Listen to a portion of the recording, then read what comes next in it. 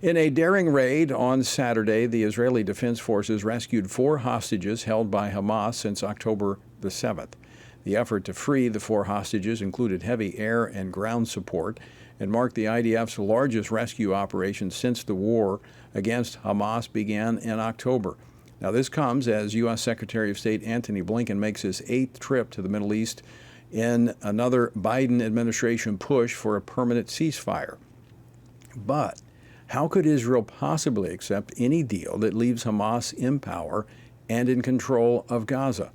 Joining me now to discuss this and more is Carolyn Glick. She is a senior contributing editor at the Jewish News Syndicate and host of the Carolyn Glick Show on JNS. Carolyn, welcome back to Washington Watch. Always great to see you. It's great to be back on your show, Tony. Thanks for having me. Well, I know watching the news over the weekend, a sigh of relief for many, a point of celebration as 4 Israelis came home after being held by Hamas. What do we know about the approximately 120 hostages who remain in captivity? Well, what we know is that 79 of them are presumed to be alive, and the rest of them are presumed to be dead. And we know that they're not being treated well. The 4 that were returned, that were rescued by our incredible commandos on Saturday, were telling of physical and psychological torture. They tried to brainwash them, force them to read verses from the Quran, and they subjected them to terror all the time. Their lives were in danger every minute. Noa Argamani, the woman who was freed on Saturday, was basically kept as a house slave by this very wealthy family in Gaza that would open her door anytime they wanted and demand that she clean here, clean there, do whatever. So, you know, they had the good fortune of being held in apartments rather than in the tunnels. So this is the plight of the hostages, that they are kept in horrible conditions and threatened all the time.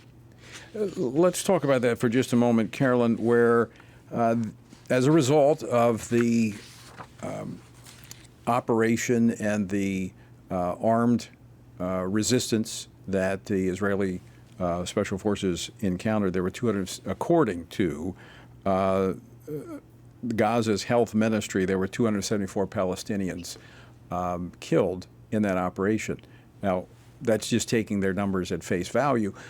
But should we be surprised by that if it's civilians that are actually holding these hostages?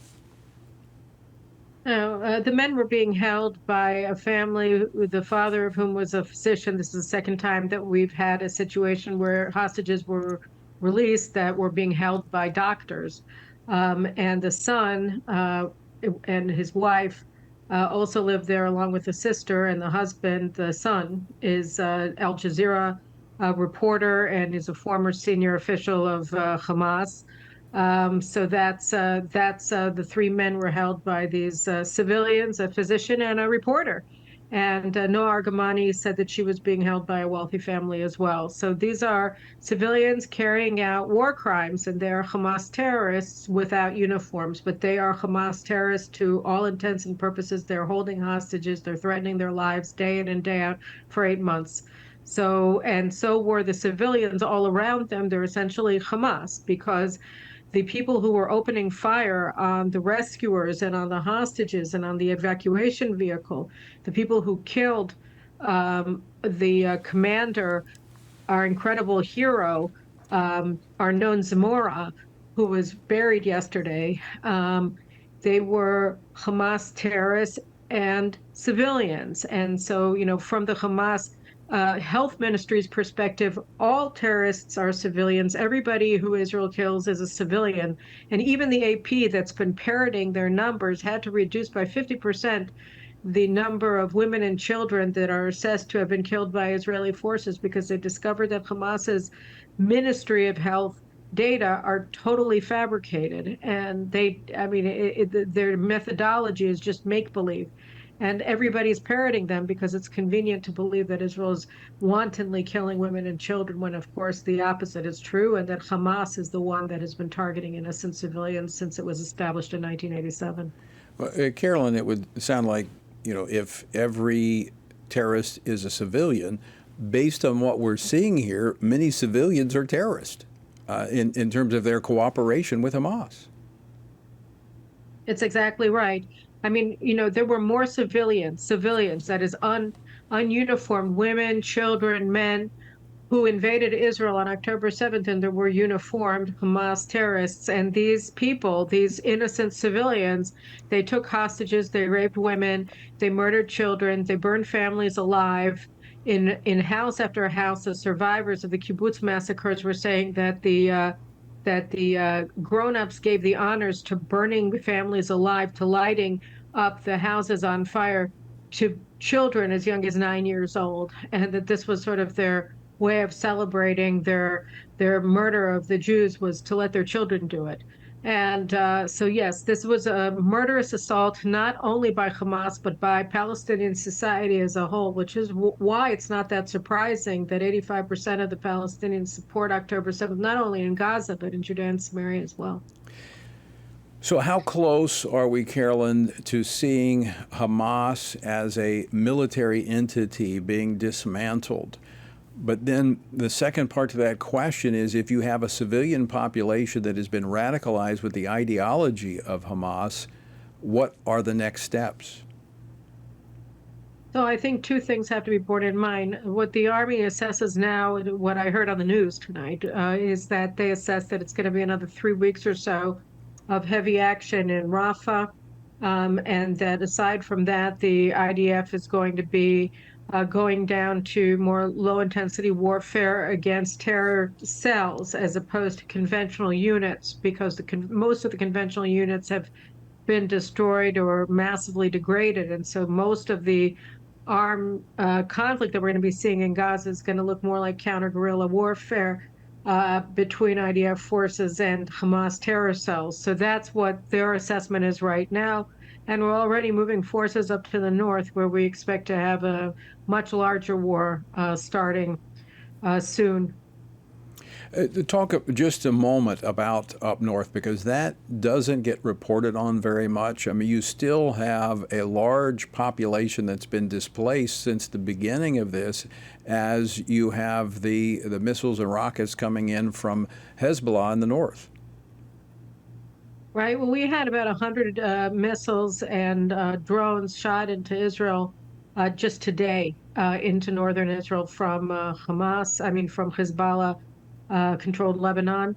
And right now we have 60,000 Israelis who live along the border with Lebanon that were evacuated already shortly after October 7th to prevent them from being kidnapped and murdered the way that it happened to the civilians along the border with Gaza on October 7th. But you can anticipate that that number will go up by, 100,000 or so when we start dealing with a more conventional war in Lebanon itself, because the only way that Israel's going to be able to allow anybody to come back safely to their home is by massively degrading Hezbollah's capabilities along the border with Israel. And the only way that you can do that is through a ground operation. And so right now, the assessment in Israel, I think by the public and by the leadership together, is that we have to steel ourselves for a much bigger war and a much more difficult war in Lebanon, because the Hezbollah forces are much more powerful than the Hamas forces that we fought at such cost until now. So we're talking about a very difficult front in the north. So let's talk about that, Carolyn, from the standpoint of late yesterday. The Biden administration asked the United Nations Security Council to vote on its latest resolution for a ceasefire in Gaza, and Secretary of State Antony Blinken in the Middle East today, basically saying Israel has signed off on this. How does this affect the threat from the north? I mean, is this further tying of Israel's hands in their ability to defend themselves? Look, I mean, we want to get to a lower intensity conflict in Gaza as quickly as possible, because we need to move as many forces to the north as we can. So the faster we can finish the high intensity warfare stage of the operation in Gaza, the faster we're going to be able to diminish the force size in Gaza and increase the force size in the north. So, Israel would like to get to that period, but we're not going to get it from a ceasefire because Hamas will never abide by a ceasefire, and certainly not if we start fighting in Lebanon and they're not defeated in Gaza. They'll just reinstate the hostilities to help Hezbollah. So we can't have a ceasefire that leaves them with their weapons, that leaves them in charge of the government in Gaza, and allows them to rebuild their forces. And unfortunately, the idea that the Biden administration is advancing now through the Security Council is one that will do just that.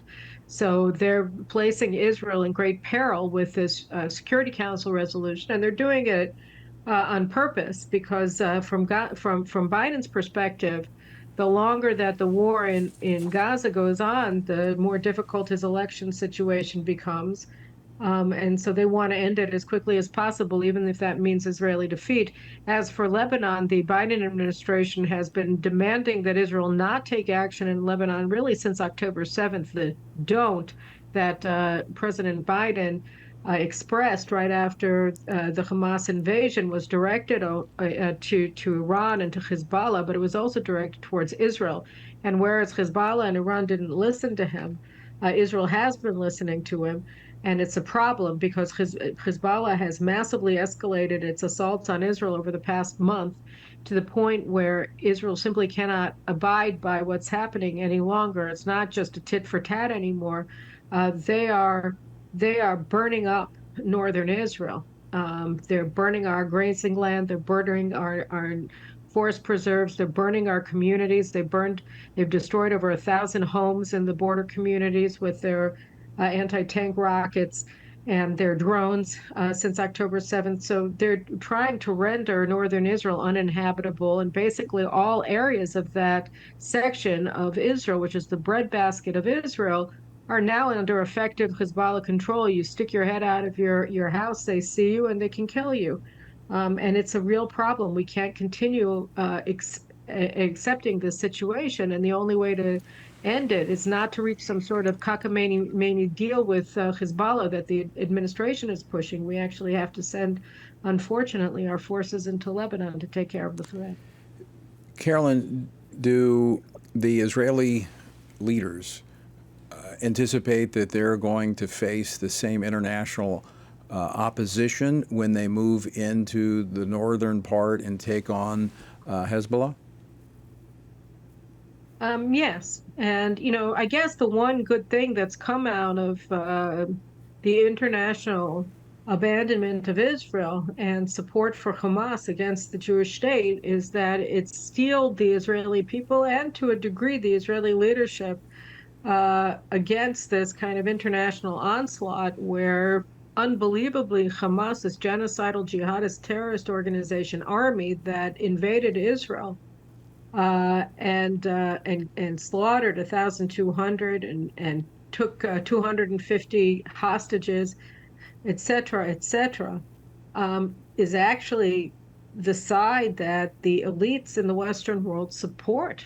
So I think that we've sort of been rendered immune to this sort of thing because now we understand how things stand. And the thing that the Americans, I think the Biden administration understands less well is the psyche of the Israeli people. I mean, October 7th convinced the vast majority of Israelis that we're in a war for our national survival and that we can't accept anything less than absolute victory. Right. Because if we do, we will face more and more October 7th. And so, they don't seem to recognize that. They think that if they pressure Netanyahu, that we'll hate Netanyahu and we'll blame him. But the more they pressure Netanyahu, the higher he goes in the opinion polls, the more the nation clings to him.